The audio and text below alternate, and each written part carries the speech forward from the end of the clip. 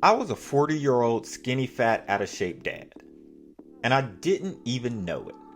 One day while getting dressed, I walked past the bathroom mirror and wow. I thought to myself, who the hell is that?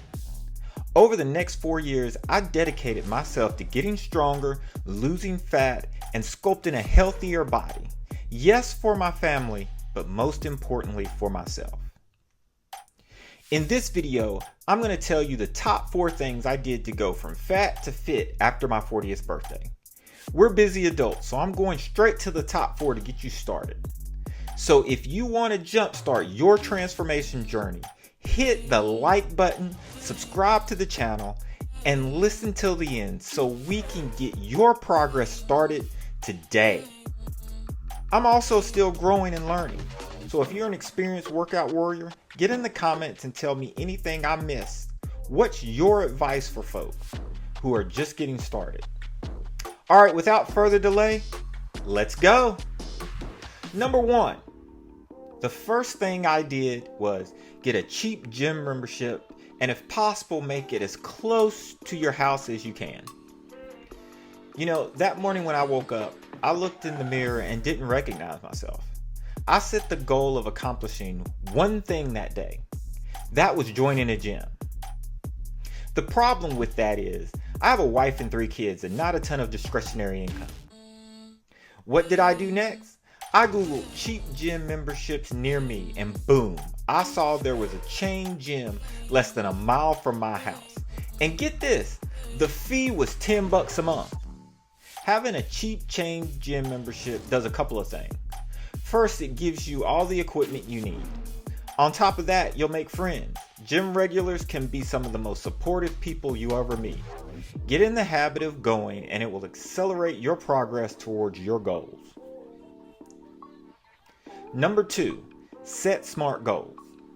I'm a firm believer that having goals to shoot for is how you succeed in life and business. By the way, my goal with this channel is to get to 1,000 subscribers by the end of the year. So if you find these tips helpful, please like the video so YouTube shows me to more people. Also, hit that subscribe button so you'll get notified as I add more videos to the library. Okay, back to the tips. Before you go to the gym, think about what you want to accomplish. Are you skinny fat and want to get jacked? Are you overweight and want to lose fat? How you design your workout is going to depend on your current status and what you want to achieve. So set SMART goals. Early on in my business career, I learned about setting SMART goals. Specific, measurable, achievable, relevant, and time-bound goals.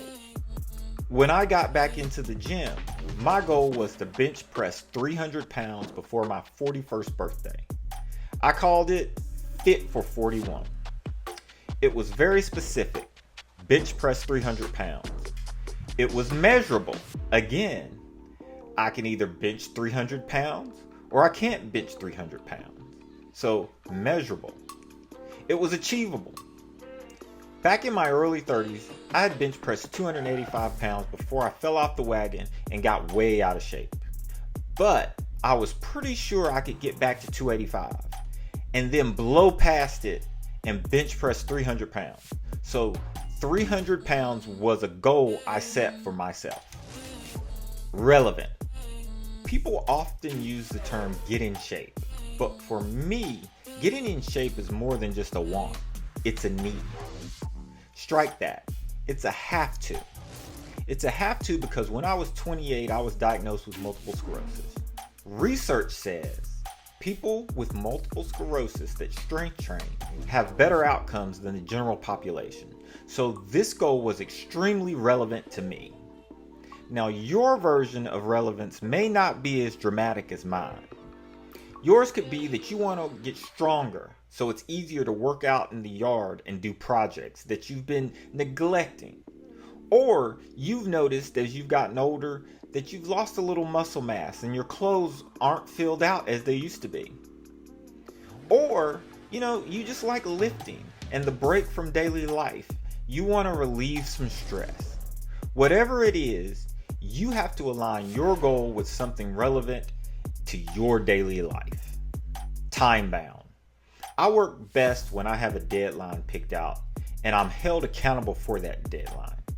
If I'd have said that I wanted to bench press 300 pounds someday, I could get away with taking breaks from the gym, doing random programs, or just not pushing myself at the gym. But since I had a goal of benching 300 before my 41st birthday, all of my effort went into hitting that goal before that specific day. Trust me, there were a lot of days that I didn't want to get up and go into the gym. Always an excuse you can make not to go, but when you're stubborn like me and the date is sitting there and you've told everyone you were going to hit that goal, it's a lot easier to get motivated. My third tip is to take pictures. This is a big one. The initial motivation to start your fitness journey is powerful.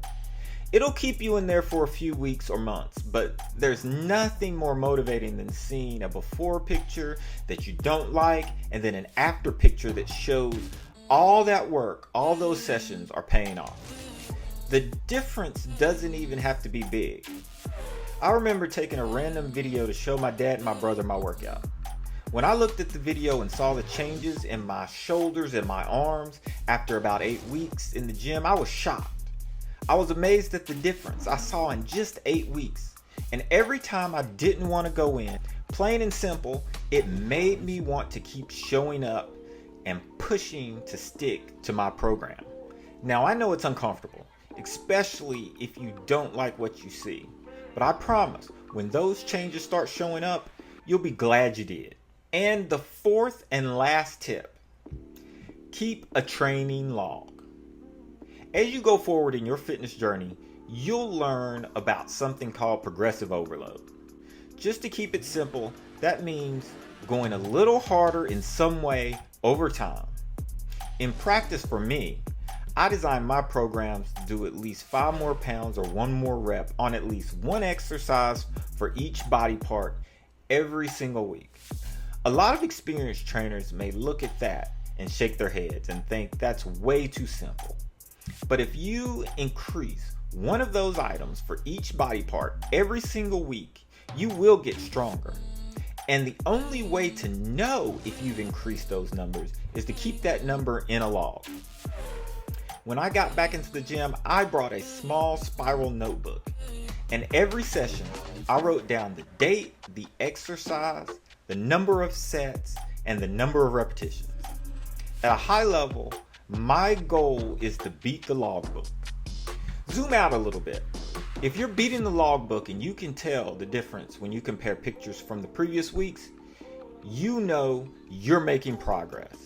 Your time is being well spent and your SMART goals are within reach. All right, let's review. Step 1, get a cheap gym membership. They have everything you need to build the body you want. Step 2, set SMART goals. You have to before you figure out how to get there. Steps 3 and 4, take pictures and keep a training log. You'll be able to monitor your progress and celebrate all the success that you're going to have. Those are my 4 tips for starting your fitness transformation after 40, or just starting your fitness transformation. If you found this content useful, be sure to like the video, and if you want more info and to help me build this community, click the subscribe button.